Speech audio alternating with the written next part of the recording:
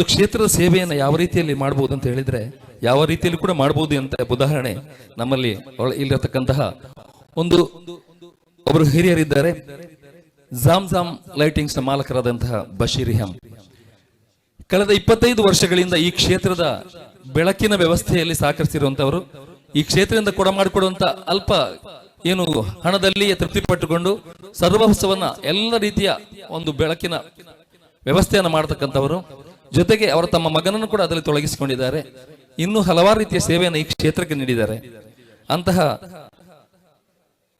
Basheer M ಅವರನ್ನ ಇದೀಗ ಪರಮಪೂಜ್ಯ ಮಾಣಿಲ ಶ್ರೀಧಾಮದ ಗುರುವರಿಯರು ಗೌರವಿಸುತ್ತಿದ್ದಾರೆ. ಮತ ಸೌಹಾರ್ದ ತಾಣವಾಗಿ ಈ ಕೇಂದ್ರ ಬೆಳಗ್ತಾ ಇದೆ.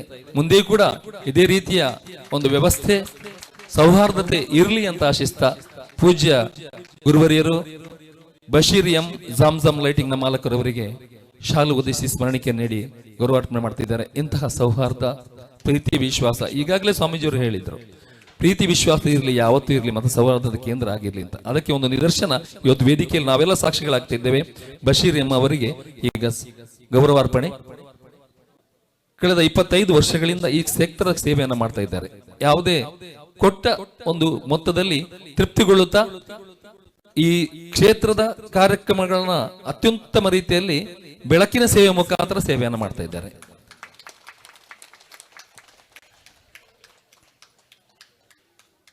ವೃಕ್ಷದ ಫಲ ವೃಕ್ಷಕ್ಕೆಲ್ಲ, ನದಿಯ ನೀರು ನದಿಗೆಲ್ಲ, ಸಂತನ ಬದುಕು ಸಂತನಿಗೆಲ್ಲ, ಅದು ಲೋಕಕ್ಕೆ ಕಬೀರ ಲೋಕಕ್ಕೆ ಅಂತ ಹೇಳಿದಂತೆ ಸಂತನ ಬದುಕನ್ನ ಬದುಕುತ್ತಿರುವಂತಹ ಮಾಣಿಲ ಶ್ರೀಧಾಮದ ಶ್ರೀ ಯೋಗಿಕೋತ್ಸವ ಪರಮಪೂಜ್ಯ ಮೋಹನ್ ದಾಸ ಪರಮಹಂಸ ಸ್ವಾಮೀಜಿಯವರು ಕುಂಬಳೆಯ 35 ವರ್ಷಗಳ ನಂತರದ ಬ್ರಹ್ಮಕಲಶೋತ್ಸವದಲ್ಲಿ ಅವರ ಪಾಲು ಹಿರಿದು ಅಲ್ಲೆಲ್ಲ ಸಭೆಗಳಲ್ಲಿ ಅದನ್ನು ಹೇಳಿದ್ದಾರೆ.